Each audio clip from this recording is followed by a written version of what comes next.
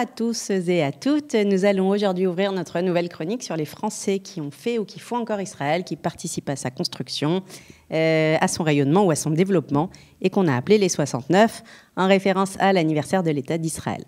On va débuter aujourd'hui avec une grande dame. On connaît son haut chignon, son allure et son franc-parler.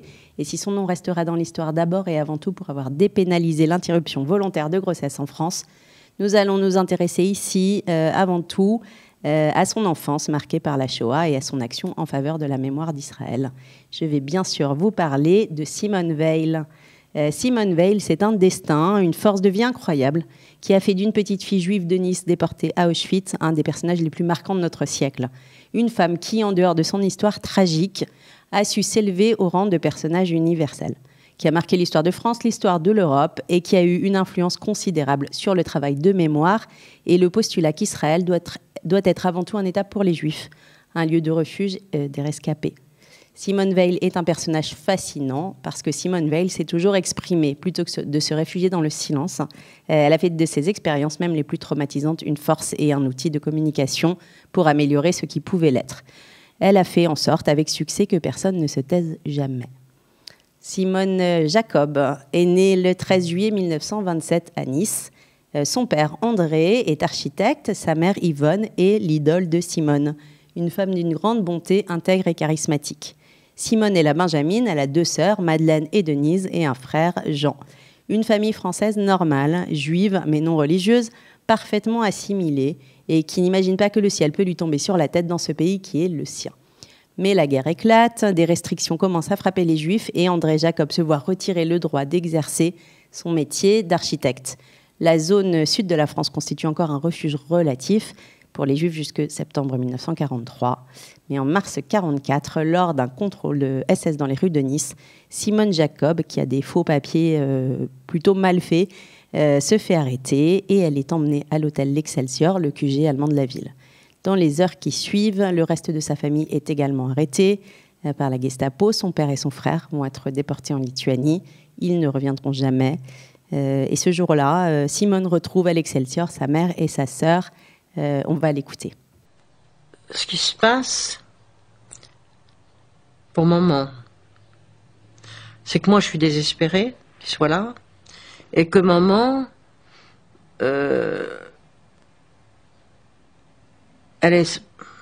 est presque soulagée d'être avec moi. On voit pas comment sortir, mais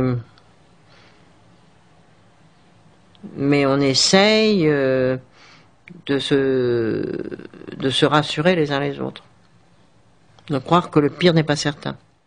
Simone est donc emmenée avec sa mère et sa sœur Madeleine à Auschwitz, où on lui tatoue sur le bras le numéro 78 651.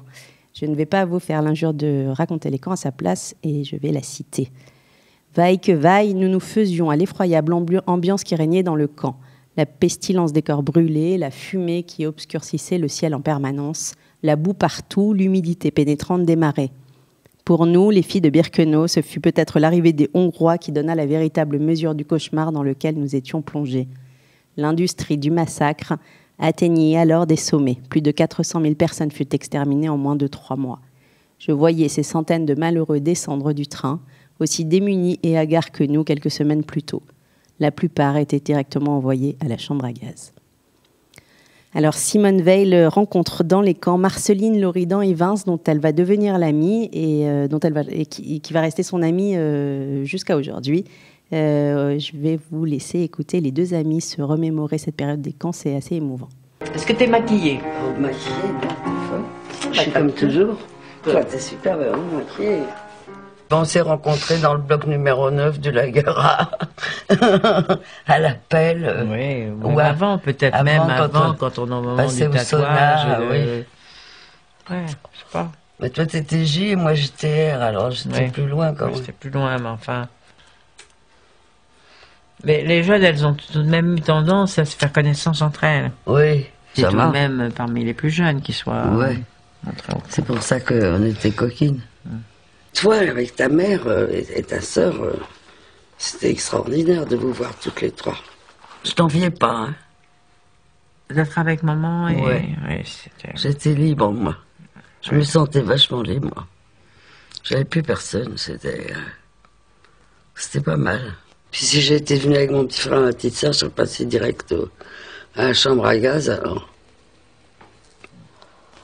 Il fallait mieux être seule. Alors Simone Veil raconte cet épisode incroyable auquel elle doit sa survie dans son autobiographie Une vie qui est sortie il y a quelques années et qui a très très bien marché. Et je vais la citer. Un matin, alors que nous sortions du camp pour aller au travail, la chef du camp, Stenia, ancienne prostituée terriblement dure avec les autres déportés, m'a sortie du rang.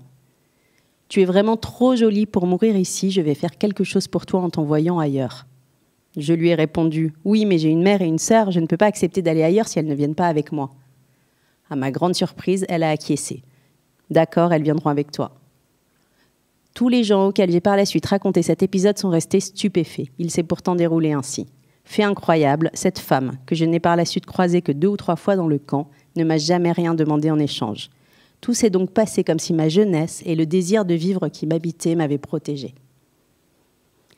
Alors, Simone et sa mère et sa sœur sont libérées du camp en 1945, mais sa mère va mourir du typhus juste après la libération des camps par l'armée américaine. Madeleine et Simone s'en sortiront. Et pourtant, Madeleine, la seule avec qui Simone était en mesure de partager une intimité et un souvenir des camps, va mourir d'un accident de voiture en 1952 avec son bébé.